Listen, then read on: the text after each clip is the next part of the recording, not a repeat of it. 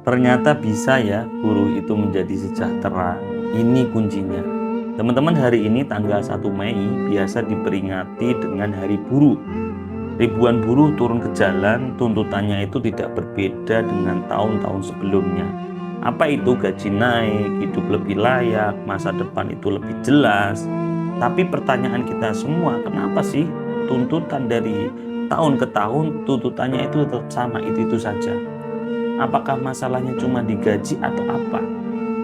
Teman-teman, sebelum ke sana, menurut BPS pada bulan November 2025 itu tercatat pengangguran di negeri ini itu mencapai 7 juta jiwa. Bahkan mereka sudah bekerja, yang sudah dapat kerja keras. Banyak buruh yang belum sejahtera. Masuk pagi, pulang malam, bahkan dibela-belain untuk lembur, tapi kenyataannya gaji itu habis untuk makan, untuk biaya sekolah karena sekolah mahal, kesehatan itu selalu bikin cemas, rumah tinggal yang layak menjadi impian. Akhirnya buruh terjebak dalam lingkaran ketidakjelasan, kerja keras tanpa batas, tapi hanya cukup untuk bertahan hidup.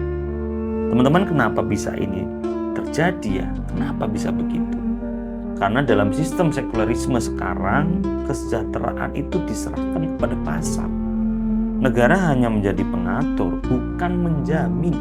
Bahkan kebutuhan pokok seperti pendidikan, kesehatan, pangan, dan papan itu diserahkan kepada individu.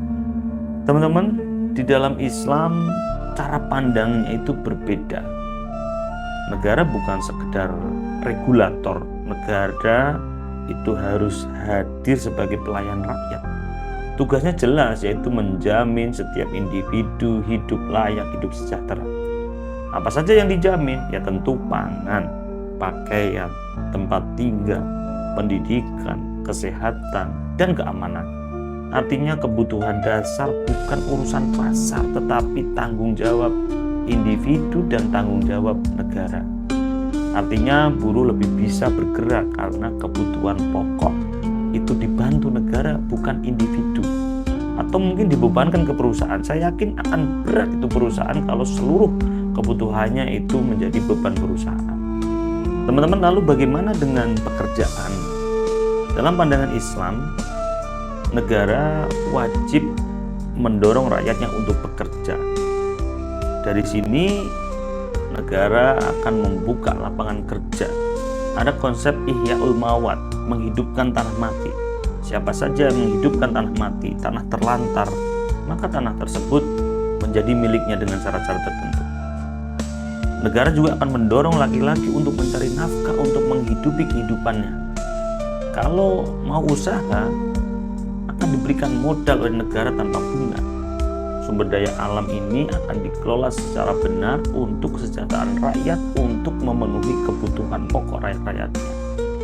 Negara akan membangun sektor real berbasis kebutuhan umat, bukan mengikuti pasar global.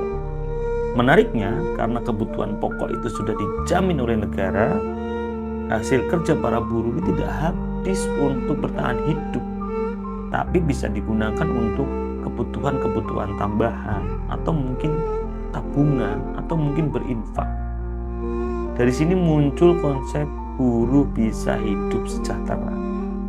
Bukan berarti berlebihan ya, tapi hidup cukup, hidup tenang, dan hidup bermartabat.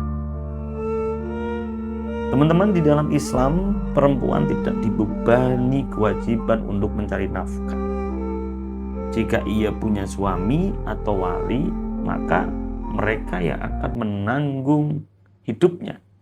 Jika tidak punya, negara wajib hadir di sana, menjamin hidupnya.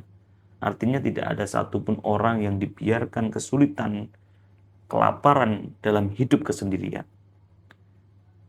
Teman-teman, lalu pertanyaannya, dari mana dananya, dari mana duitnya? Islam punya sistem keuangan yang kuat. Ya. Konsep pengelolaan sumber daya alam harus dikelola untuk kesejahteraan rakyat. Harta-harta milik umum, pemasukan-pemasukan syar'i seperti kharaj, jizyah, ini bisa dimanfaatkan oleh negara. asal dikelola dengan benar. Maka dari itu, setiap tahun buruh selalu turun ke jalan. Ini menandakan buruh belum sejahtera. Dan Islam hadir menawarkan konsep yang membuat buruh sejahtera. Tidak hanya kenaikan gaji ya, karena harga-harga kebutuhan pokok itu tidak seimbang dengan kenaikan gaji. Tapi perubahan yang dimulai adalah perubahan yang dari akar. Tidak hanya sekedar bertahan hidup, tetapi menjadi hidup yang layak, yang bermartabat, bahkan sejahtera. Inilah gambaran buruh sejahtera dalam sistem Islam. Bagaimana menurut teman-teman? Apa keluhan para buruh hari ini?